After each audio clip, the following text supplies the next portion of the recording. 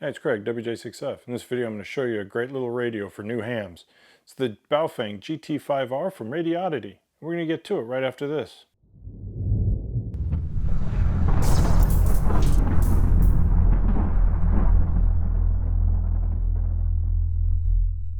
They seem to have done a good job on the packaging.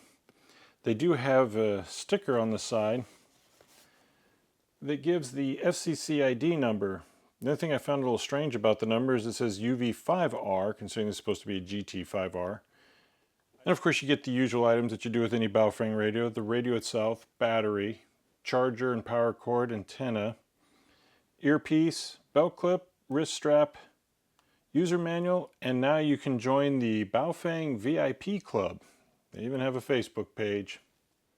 The specifications for this radio are that the frequency range is now 144 to 148 megahertz and 420 to 450 megahertz. What they've done is lock down the band so you can no longer transmit outside of them and interfere with other agencies. On the receive side, you can listen from 144 to 148, 136 to 174 megahertz, 400 to 480 megahertz. Like the UV5R, there's 128 total memory channels. The output power is 4 watts on high, 1 watt on low, but they do put in parentheses that it can have a max of 5 watts. The dimensions, it is 4.3 inches by 2 inches by 1.3 inches and weighs about a half a pound. Okay, here we have the Radioddity webpage for this radio, and I will put a link down in the description area for it. It's $24.99. Radioddity has kindly put down that you do need a license to broadcast. They again have the FCC ID number, which is again showing UV5R. I'm not an attorney. I don't know all the ins and outs of the FCC, so I'm not going to comment whether it's right or wrong. They're saying it's easy programming, especially with Chirp. Friendly user guide. Yes, the manual is much better. They have really gone to great lengths to improve the English in the manuals. Many different accessories. I'm waiting on the 3800 milliamp hour battery to come in. And pretty much anything you have for the UV5R will work on this radio. Like I'm using one of the older cables and it works just fine. Again, they say that it's a 100% legitimate model.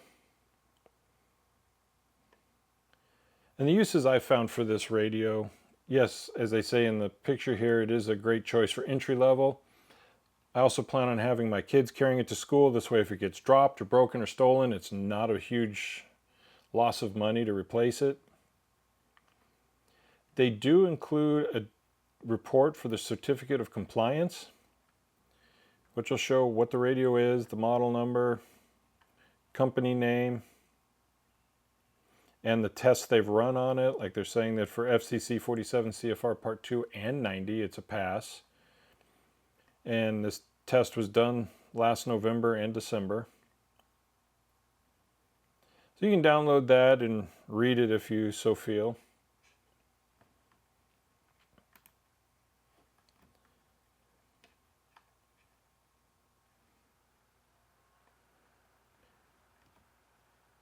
And they have, since this year, they came out with a 6-way charger for this radio, as well as many of the other ones. 39 bucks, you can charge a whole lot of Baofeng radios with that one.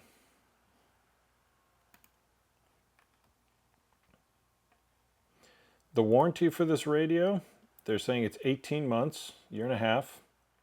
Now let's see what the power rating is on this thing. Okay, to check the power, we're going to be using the MFJ 873 watt meter. We're going to be using the MFJ 260C dummy load, and the scale we're going to be using is 20 watts. It's the center one right here. First frequency we're going to be on is 146.520. And we're getting about 4 and 3 quarter watts on 2 meter.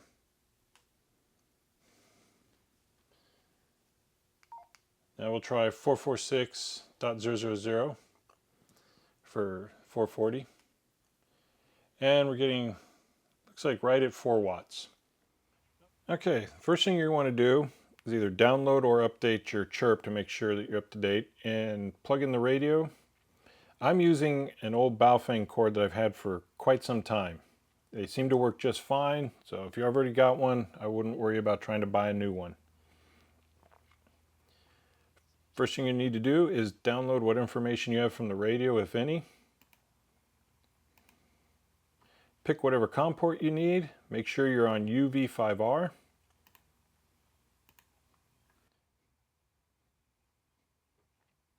First thing I'm going to do is a simplex. I'm going to do national calling frequency.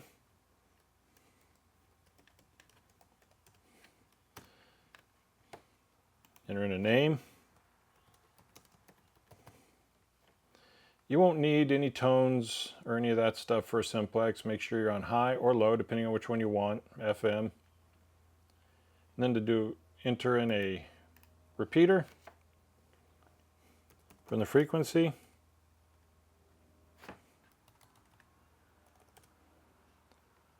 Name again. And now you're going to need a tone. In my case, I need 103.5.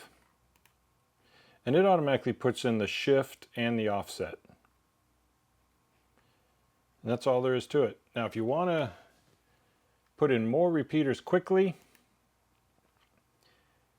just go to radio and you can import from a data source like Repeater Book. In my case, I'm going to use Nevada, Clark County, which is where Las Vegas is centered. And I want to upload 2 meters.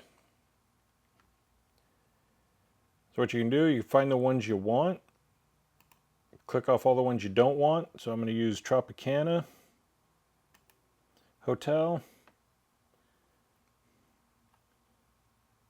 You can use MGM Grand.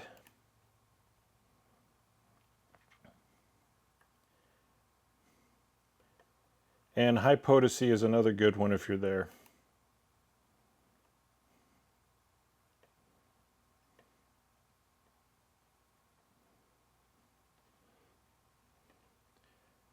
Now if you don't want it to go to slot number 3, just click on it. And you can move it up to, in this case I'm going to move this one to 25.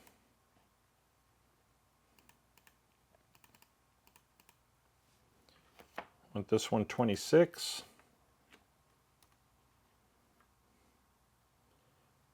And the other one will be 27. Once you've got everything entered, go ahead and hit OK. And it automatically inserts everything you need for those. Then once you've got all the repeaters and simplex frequencies you want, you can go to Settings. You have your basic settings. Pick where you want your squelch. I usually leave mine at 3. If you want the beep, timeout timer, do you want it to show the frequency, channel, or the channel name? I usually do name on the top and frequency on B. And you can choose whatever color you want depending on if you're transmitting, receiving. And if you feel so inclined, you can have the annoying Roger beep.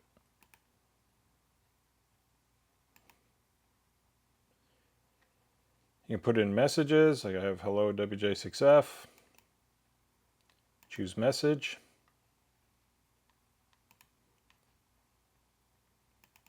And you can choose whatever radio station you want, and I will stick with KLOS.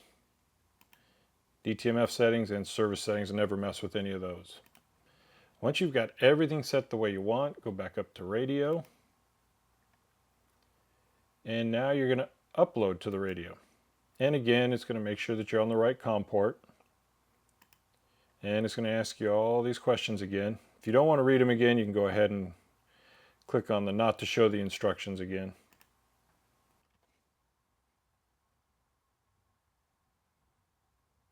And that's all there is for uploading it with Chirp. Okay, now that we've got everything programmed in, let's see if it works. We're going to try the Claire repeater.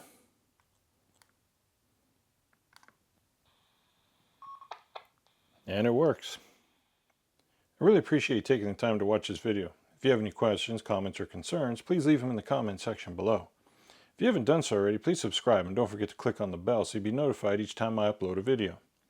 If you'd like to help support the channel, there's a Patreon link in the description area below. And while you're here, please check out one of these other videos. And again, thanks for watching.